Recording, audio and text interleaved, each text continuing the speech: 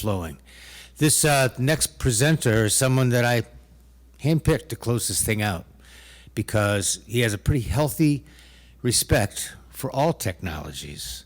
Although he works for a company that's world famous for lining, I just love how he has a holistic, he likes the holistic approach. And we all preach that language, but he exercises it. And I enjoy this gentleman, and you will too. His name is John Manijak. Please welcome John.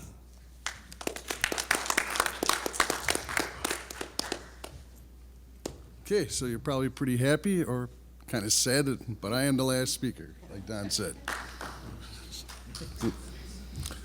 Okay, my name is John Manijak. I am Director of Training and Technical Support at Michels Corporation. I'm based out of Chicago. I've kind of split my presentation into two. The first half is going to be about CIPP lining of mains and laterals. So first of all, what is CIPP? Well, other than being the greatest rehab product in the world, I'm just kidding, but CIPP stands for Cured in Place Pipe.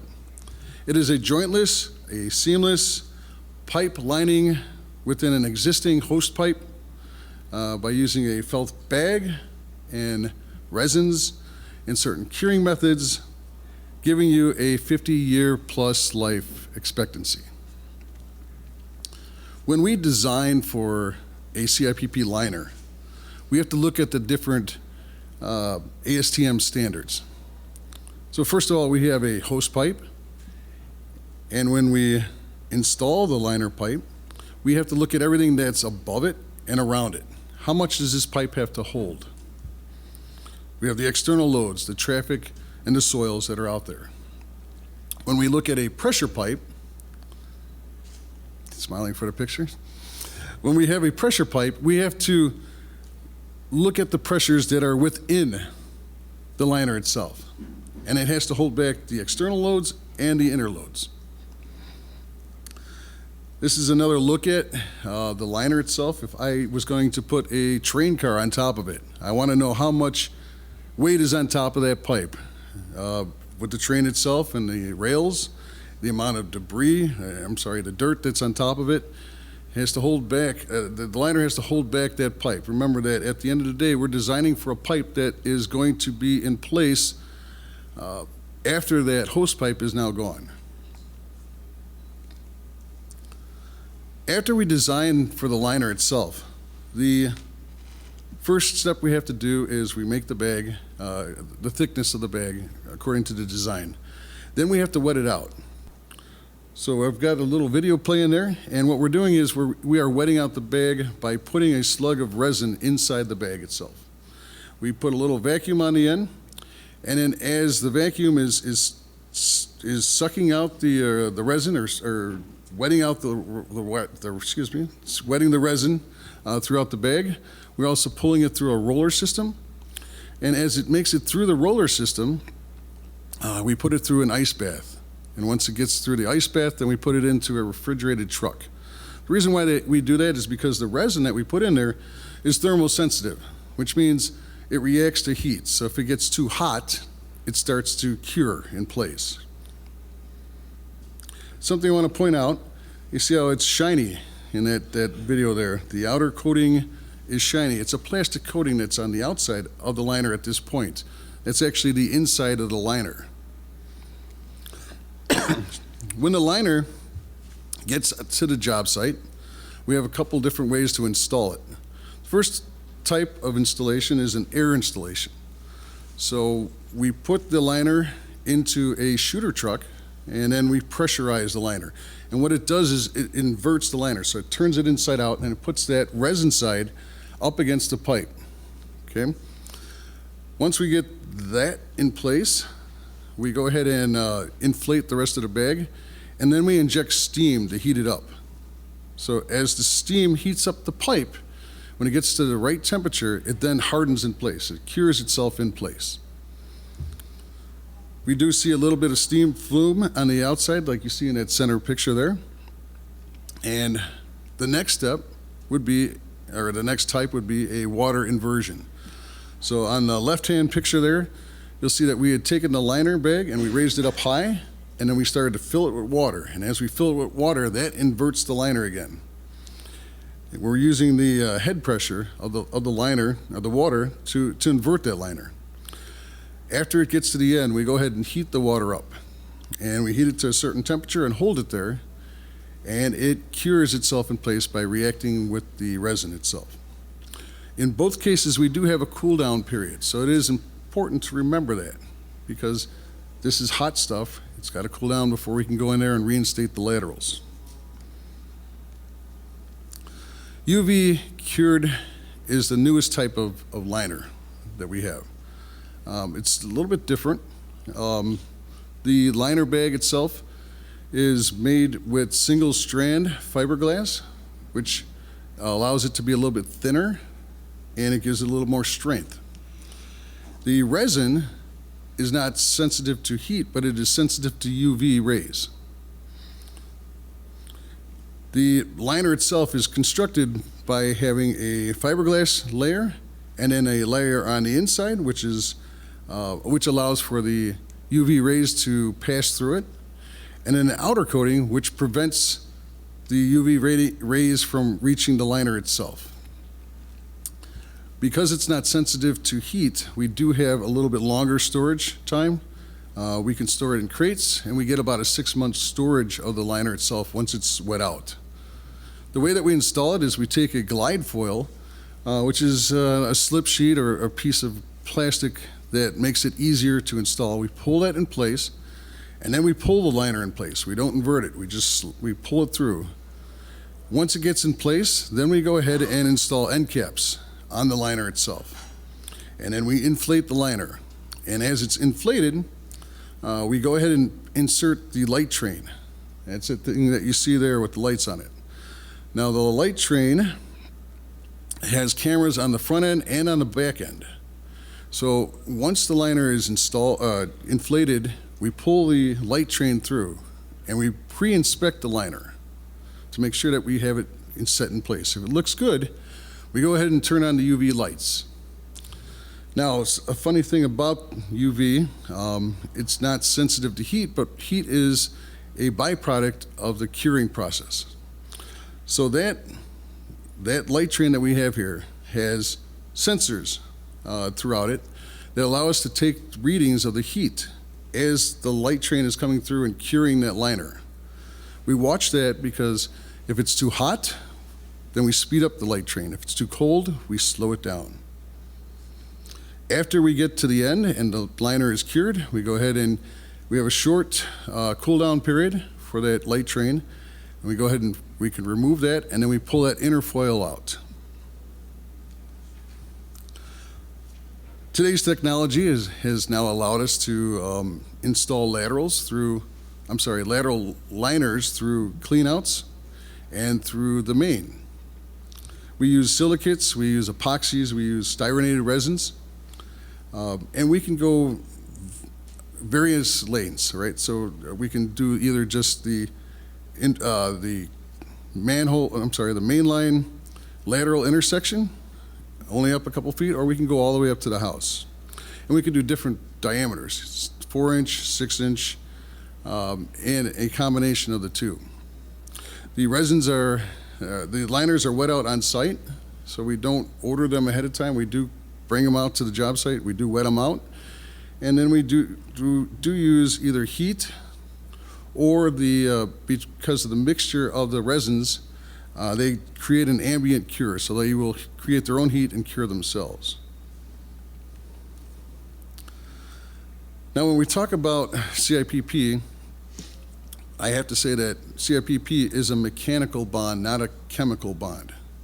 So when we look at what the liner does, we look at the pipe before we install it. And that hose pipe has cracks and fractures and holes in the pipe itself. Now, that doesn't matter after the liner is cured, but before it's cured, what we want to do is to stop any heavy infiltration. So when we said about inverting that liner and the resins sitting on the outside of that pipe, If we have heavy infiltration, we may have a possibility of resin washout. So by using a combination of the other technologies, grouting, digging and replacing, we have to stop the heavy infiltration. Not so much with UV, because we have that outer foil, but if we do have heavy infiltration, we may get a deflection in the pipe. The cool down of that pipe, right, as CIPP cools down, we do get a very small amount of shrinkage, okay? We do get resin migration, but because of that shrinkage, that little bit of shrinkage, we do get an annular space, which if you think about the hose pipe that's there with the holes and cracks and fractures, the water that enters those joints and those holes can find its way through that annular space to the laterals or the manhole terminations and then re-enter at those systems. So after lining, we should look at stopping the infiltration at those 2 points. Right now, that's all I'm going to say about CIPP. It's a great product. I was not kidding earlier. I do think it's a great product. It works well with the others. When Don asked me to kind of talk last, he asked me to kind of tie it all together, right? So I came up with a couple different ways to kind of give you guys the big picture of what I&I elimination is all about. First thing we need to do is understand what a typical sewer installation is. Those guys on that top right with the cowboy hats and with the cowboy boots, and they installed sewer lines very similar to what we do now. You dig a trench, you level the bottom, you lay the pipe, then you may seal the joints, and then you backfill. Way back then, I don't think they actually sealed the joints, but a little later on, we used, or I didn't use it, but they used tar, paper, jute, whatever they had at hand to kind of stop or seal those joints off. Problem was that material was not durable as the pipe is itself. So as it broke down over time, we started to see infiltration. The typical installation of a sewer line is very similar to that of a French drain installation. There's only one difference, right? We dig a trench, we level the bottom, we lay a perforated pipe. We seal the joints and then we backfill. The only difference that I see between a pipe with holes and cracks and fractures in it and a French drain, there is no difference. This is going to be your favorite part, beginning now. So this is the audience participation. This is going to help you guys get ready for our big event next, right? So I want everybody to put up 4 fingers, right? Hold up your hands and 4 fingers, and I won't start until the last guy has it. Okay, great. 4 stands for 4 points of infiltration. There are 4 points of infiltration out there: manholes, main lines, the lateral intersections, and the lateral pipes themselves. You need to remember that. 3, right? Let's get to 3. 3 stages of failure. Stage 1 is when the joints start to fail and the water starts to come in. What happens next is that voids start to be created up around the outside of that pipe. And as the water creates the voids, those pipes start to shift, and as they start to shift, they start to break. They don't bend, they just break. That gets us to stage 3, which is pipe failure. All right, ready? Which one are we on? 2, right? I&I is costing you too much money, right? I had to come up with that. Too much money in the form of increased treatment, your maintenance costs, your repair costs, your SSOs, and your reporting. It is costing you way too much money. And, drum roll, please. Don, pointer finger, not the middle one. Thank you. One sewer system. There's one sewer system out there. And if we keep thinking about one sewer system, there are many different parts out there, right? There are main lines, there's laterals, There's lateral connections and manholes, but it's all one system. And if you keep that in mind, keep in mind that is one system out there, you begin to understand what I&I elimination can do for you. There are different ways that we can eliminate problems within the sewer. We can line it, you can grout it, or you can dig and replace it. But all that makes up what our repair and maintenance is. When we take the repair and maintenance and we group it together and we look at the different components that are out there, your laterals, your main lines, your lateral connections, and the manholes, anything out there can be done. Each option can be done. So we can line a lateral, we can grout a lateral, we can grout a manhole, we can grout a main line. That brings us back to the 4 points of infiltration. If you guys remember that, right? If we stop infiltration at one point, let's say we do the main lines. If we stop infiltration there, what happens next is that water then finds its way to the next point. There are 3 other points out there. If we only take care of your manholes and your main lines, what happens next? Anybody? It finds its way to your laterals, correct. At the end of the day, you have to take a holistic approach to eliminating infiltration. You can only realize that you can stop infiltration by remembering these 4 points, right? 4 points of infiltration, 3 stages of failure, costs you too much money, and one system out there. And that holistic approach is the only way to completely stop the I&I, or to realize I&I elimination. So now we're down to the final message, and this is where I suck up to my team here because I don't want any questions, but if you guys listen to these 4 guys, if you listen to what George said, what Bob, Jim Shelton talked about, and Tony Khan, they make one hell of a case for eliminating infiltration. And if you combine that with my other guys here and what they talked about, then you finally get the full picture of what I&I elimination is all about. And that is that. So, any questions? John, what is the curing time difference between water cured and steam cured in place? Depending upon the size, right? I'm sorry, depending upon the size of the liner itself. Tony asked me what's the difference between water cured and steam cured for liners. And depending upon the size of the liner itself, that's how we choose what we're going to do. So if we have smaller pipes, we do like to use steam because it is quicker, but if we have to move a heavier bag, we can go with a water install. So it all comes down to the amount of time it takes to boil that water or to steam the liner itself.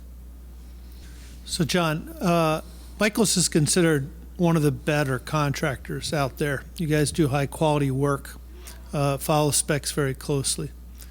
My question is, in a situation where the specs aren't that good or the inspection isn't there, should an owner still expect a high quality contractor to always do the work the way it's specified and the way it should be built? Or do they really need an inspector there to make sure the work's done the way it needs to get the longevity and the effectiveness that's necessary? I know that's a loaded question, but I'm curious on your take. All right, Jim just stated that Michels is one of the best contractors out there. This is on, right? Yes. That's right. His question was, if you have a bad contractor and a good spec, right, and if the city should understand or still expect a high quality product. Yeah, with basically without an inspection being there, or let's say there's inspection but they're not terribly knowledgeable, is the job still going to get done well if you've got a good contractor? Will a good contractor recognize that he's got to make money?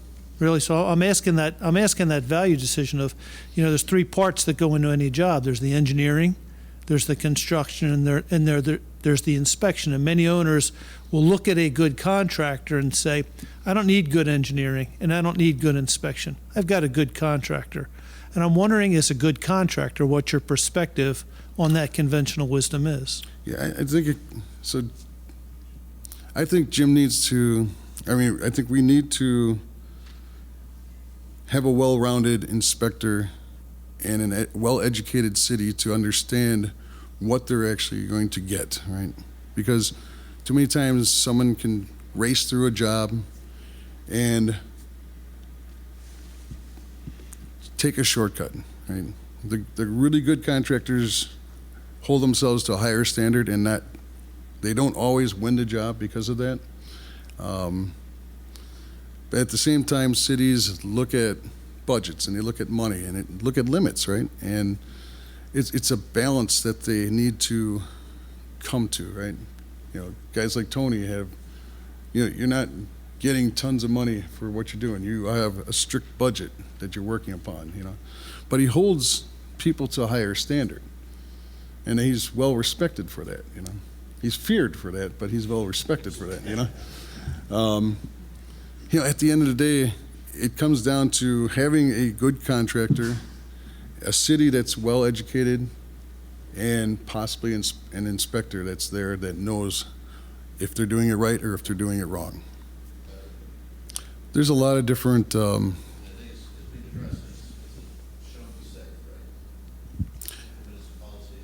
Yeah, so your question's on the safety of CIPP and the styrene issues. Right? There's been a lot of studies going on. There's actually 3 different studies, one from Purdue and 2 from NASCO right now. CIPP is safe if you follow the safety protocol of CIPP. So if you have a contractor that doesn't use the proper stack heights, there is a potential of being exposed to some styrene. But if you use the proper stack, you're okay, you're safe. And it's been proven. It's been studied quite well. And there are more studies coming out about the safety of it. So, okay. Thank you, guys.